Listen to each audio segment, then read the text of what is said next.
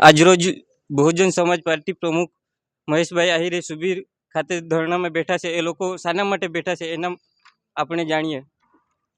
આજ રોજે અમે બહુજન સમાજ પાર્ટીના માધ્યમથી ડાંગ જિલ્લાના અંદર શિક્ષણ મુદ્દાને લઈને આજે માન્ય મામલતદાર સાહેબના ઓફિસના બહાર ધરણા કરી અને આવેદનપત્ર અમે સુપ્રાત કરીશું। પરંતુ ગંભીર બાબત આ છે કે અમે આરટીઆઈ માધ્યમથી માહિતી મેળવેલ તે માહિતીમાં 377 સ્કૂલ પ્રાથમિક જે શાળાઓ છે સરકારી, તો 377 સ્કૂલ આવે છે અને એ સ્કૂલોમાં પિરિયડના આધારે શિક્ષકો 20 ઘટ છે।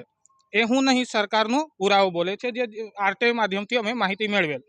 ત્યાર પછી તેના પછી આજે ડાંગના અંદર ટીએસપી ઓફિસ છે, જિલ્લા પંચાયત છે, તાલુકા પંચાયત છે, સિવિલ હોસ્પિટલ છે કે ફોરેસ્ટ વિભાગ છે, વાસ્મો ઓફિસ છે, ખેતી વિભાગ છે, તમામ જગ્યા પર કોન્ટ્રાક્ટ પદ્ધતિ પર બહારના લોકોને લાવીને ભરાવી બેઠા છે।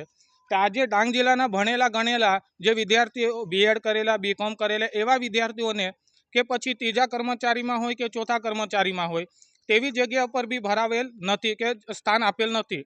અમારી આ માંગ છે કે એ જગ્યા પર પહેલે સ્થાનિક જગ્યા પર અમારા જે સ્થાનિક લોકો અહીંના વિદ્યાર્થીઓ છે એને પ્રાથમિકતા મળવી જોઈએ।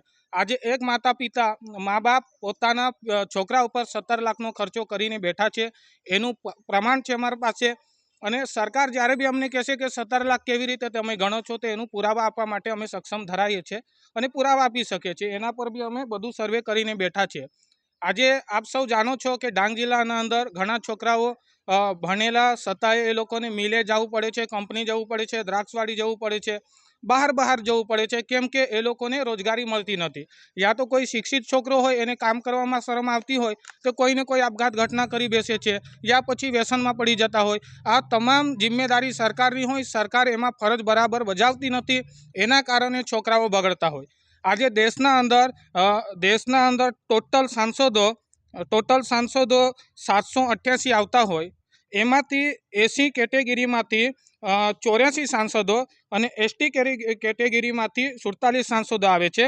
ડાંગ જિલ્લાથી ગુજરાતના અંદર, આ તો પૂરા ભારતની વાત કરું છું, ગુજરાતના અંદર વિધાનસભા ધારાસભ્ય 182 આવે છે, એમાંથી એસસી એસટીમાં ટોટલ 40 આવે છે। એમાંથી એસી બેઠકોમાં 13 અને એસટી બેઠકોમાં 27 ધારાસભ્ય આવે છે। તેમ છતાંય આ સમાજના ધારાસભ્ય મૌન બેઠા હોય અને શિક્ષિત વિદ્યાર્થીઓને ખાલી દિલાસા આપતા હોય અને એના કારણે શિક્ષિત વિદ્યાર્થીઓ હવે ઉગ્રતાપૂર્વક આવનાર સમય આંદોલન ઊભું કરશે।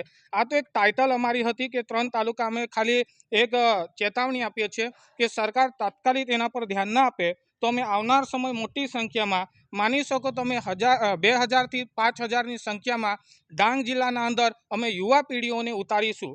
આ અમે સરકારને ધ્યાનમાં આપીએ છીએ। ડાંગના 173 ધારાસભ્ય આવે છે, વલસાડ 26 સાંસદ સભ્ય આવે છે, એ લોકોને બી અમે આવેદનપત્ર મામલતદાર મારફતે અમે એમને સુપ્રાત કરીશું। વધુમાં જાણકારી આપવા માંગીએ છીએ, હવે અમે મામલતદાર સાહેબને આવેદનપત્ર સુપ્રાત કરીએ છીએ।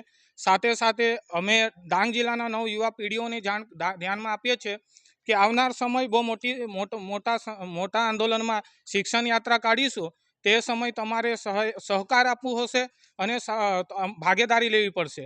અને ભાગીદારી પછી આપણે આનો જવાબ સાંસદ સભ્ય અને માન્ય ધારાસભ્ય ડાંગના 173 એમના પાસે માગીશું અને વધુ શિક્ષણ મંત્રીને અને મુખ્યમંત્રીને આવેદનપત્ર આપીશું। જય ભીમ, જય દેશ। હવે આવેદન